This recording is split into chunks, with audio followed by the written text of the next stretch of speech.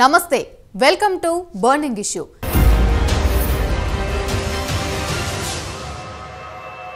ప్రజాస్వామ్యంలో కేసుల ద్వారా ప్రతిపక్ష నేతలను కట్టడి చేయడమో ఇబ్బంది పెట్టడమో చేయాలనుకుంటే అంతకన్నా అవివేకం మరొకటి ఉండదు. ఏపీలో వైసీపీ పాలనలో అన్ని అవకతవకలు కప్పిపుచ్చుకోవడానికి విపక్ష నేతలపై కేసులు పెడుతున్నారా? రాజకీయంగా ఎదుర్కోలేకే ఇలాంటి కేసులకు ఒడిగడుతున్నారా? దీని వలన విపక్ష నేతలకు వచ్చే నష్టం లేకపోగా ఇంకో రకంగా మేలు కూడా జరుగుతోంది. గతంలో జగన్ను కూడా జైల్లో పెట్టిన నేపథ్యం ఉంది. దీని వలన జగన్కి ఏమైనా నష్టం జరిగిందా? ఈ విషయాలు తెలిసి కూడా జగన్ విపక్ష నేతలపై కక్ష సాధింపు ధోరణితో కేసులు అవివేకమన్న వాదన వినిపిస్తోందా?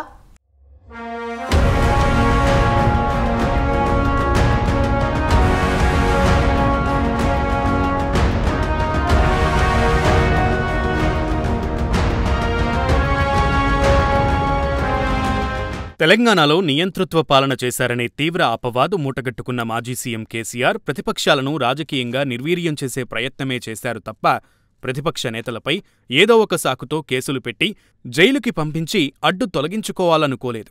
కానీ ఏపీ సీఎం జగన్మోహన్ రెడ్డి మాత్రం ప్రతిపక్ష నేతలను రాజకీయంగా అడ్డు తొలగించుకునేందుకు వారిపై కేసులు పెట్టించి వేధించడమే పనిగా పెట్టుకున్నట్లు కనిపిస్తోంది. టీడీపీ అధినేత చంద్రబాబు, ఏపీ టీడీపీ అధ్యక్షుడు కింజారపు అచ్చెన్నాయుడు, నారా లోకేష్తో సహా జనసేన అధినేత పవన్ కళ్యాణ్ సహా మరికొందరు జనసేన నేతలు ఇలా కేసులు నమోదు కాని ప్రతిపక్ష నేతలెవ్వరూ ఏపీలో లేరనే చెప్పొచ్చు. చంద్రబాబుని సుమారు 2 నెలలు జైల్లో పెట్టించారు కూడా. కానీ చేతిలో అధికారం ఉన్నప్పటికీ దేశంలో న్యాయస్థానాలు ప్రజాస్వామ్య వ్యవస్థను కాపు కాస్తూనే ఉన్నాయనే సంగతి మరచిపోయారు. రాష్ట్రంలో ఎన్నికల ప్రక్రియ పూర్తయ్యే వరకు చంద్రబాబుని జైల్లో నుంచి బయటకు రానియ్యకుండా చేయడానికి, ఒకవేళ వస్తే మళ్లీ వెంటనే లోపలకు పంపడానికి జగన్ ప్రభుత్వం చేసిన ప్రయత్నాలేవీ ఫలించలేదు.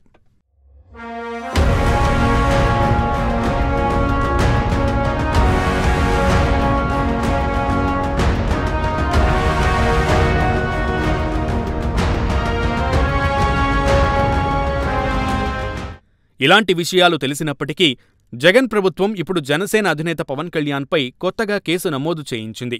గత ఏడాది వారాహి యాత్రలో వాలంటీర్ల గురించి పవన్ కళ్యాణ్ చాలా అనుచితంగా మాట్లాడారని, వాటితో వారి ఆత్మగౌరవం దెబ్బతిందని, ప్రభుత్వ ప్రతిష్టకు భంగం కలిగించేలా ఉన్నాయనేది ఫిర్యాదు. తాడికొండ మండలం కంతేరుకు చెందిన బి పవన్ కుమార్ అనే వాలంటీర్ మరికొందరు ఇచ్చిన వాంగ్మూలం మేరకు గుంటూరు 4వ అదనపు జిల్లా కోర్టులో ప్రభుత్వం పిటిషన్ వేసింది.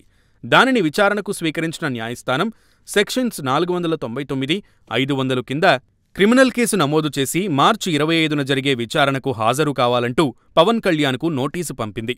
కానీ ఇదే కేసుకు సంబంధించి న్యాయస్థానం గత ఏడాది జులై 20వ తేదీన పవన్ కళ్యాణ్పై చర్యలు చేపట్టేందుకు అనుమతి మంజూరు చేస్తే నేడో రేపో ఎన్నికల షెడ్యూల్ వెలువడే ముందు దీనిని పైకి తీసి పవన్ కళ్యాణ్పై ఈ కేసు నమోదు చేయించడం గమనిస్తే ఎన్నికలలో పవన్ కళ్యాణ్ని కట్టడి చేయడానికే అని రాజకీయ వర్గాల్లో చర్చ జరుగుతోంది. ఇంతకాలం ఆలస్యం చేసి ఇప్పుడు దీనిపై చర్యలు తీసుకోవడం కక్ష సాధింపు చర్యగానే అర్థమవుతుంది.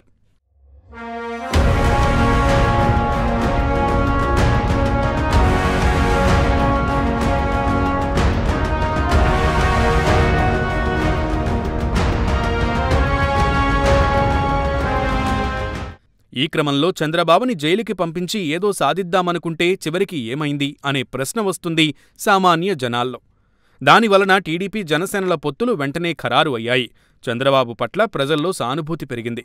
ఆయనను ఈ విధంగా వేధించినందుకు జగన్ ప్రభుత్వం పట్ల ప్రజలలో వ్యతిరేకత పెరిగింది. ఇప్పుడు పవన్ కళ్యాణ్ విషయంలో కూడా ఇదే జరగబోతోంది. ఈ ఒకే ఒక్క కేసుతో వైసీపీ పూర్తిగా పవన్ అభిమానులకు దూరం కానుంది. 2019లో ఎంత లేదన్నా కొంతమంది పవన్ కళ్యాణ్ అభిమానులు వైసీపీకి ఓట్లు వేశారనేది జగమెరిగిన సత్యం. దానికి అనేక కారణాలు ఉన్నాయి. ఇప్పుడు వాళ్లందరూ ఈసారి పవన్ కళ్యాణ్ వైపు నిలబడడానికి సిద్ధం అవుతున్నారు. ప్రజా వ్యతిరేక చర్యలతో పాటు పవన్ను టార్గెట్గా చేసుకుని జగన్ చేస్తున్న వ్యక్తిగత విమర్శలతో వాళ్లను దూరం చేసుకుంటోంది వైసీపీ. జగన్ సైతం అనేక కేసులు ఎదుర్కొన్నారు. ఒక రకంగా 2019లో జగన్ గెలవడానికి, 2014లో ఎక్కువ శాతం ఓట్లు సాధించడానికి జగన్పై ఉన్న కేసులే కారణమని విశ్లేషకులు సైతం అభిప్రాయపడ్డారు.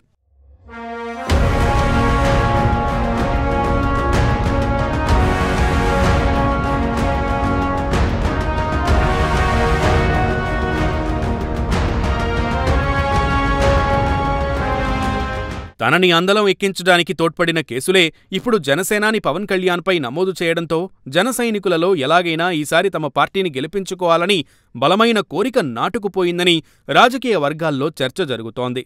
జగన్వి అక్రమ ఆస్తుల కేసులు, పవన్ కళ్యాణ్వి నిందారోపణ కేసులు. దోచుకుని దాచుకున్నారన్న ఆరోపణలతో జగన్ జైలుకు వెళ్లారు. అయినా సానుభూతి వచ్చింది. ఇలాంటి క్రమంలో పవన్పై పెట్టిన ఇలాంటి పసలేని కేసులతో పవన్ కళ్యాణ్పై ప్రజల్లో ఇంకా అభిమానం పెరుగుతుందే తప్ప తరగదు. ఈ క్రమంలో ఇలాంటి కేసుల వలన సానుభూతి కూడా పెరుగుతుంది. చంద్రబాబు అరెస్టు తర్వాత చంద్రబాబుతో పాటు టీడీపీ గ్రాఫ్ కూడా పెరగడం చూస్తూనే ఉన్నాం. ఒకవేళ పవన్ కళ్యాణ్ను అరెస్టు చేస్తే జన సైనికులతో పాటు సామాన్య జనం సైతం రోడ్ల మీదకు రావడం ఖాయం. జగన్ సర్కార్ వాలకం చూస్తుంటే పవన్ కళ్యాణ్పై వీలైనన్ని ఎక్కువ కేసులు నమోదు చేసి ఎన్నికల సమయంలో ఆయన ప్రజల్లోకి రాకుండా అడ్డుకోవాలన్న భారీ కుట్రకు వైసీపీ పావులు కదుపుతున్నట్లు సమాచారం. అదే కనుక జరిగితే వైసీపీపై ప్రజల ఆగ్రహం తారాస్థాయిలో ఉంటుందని, 175 చోట్ల ఆ పార్టీకి చెక్ పెట్టడం ఖాయమన్నమాట జనసేన శ్రేణుల నుంచి వినిపిస్తోంది. మరి ఎన్నికల వేళ ఏపీ రాజకీయం ఏ మలుపు తిరుగుతుందో వేచి చూడాలి.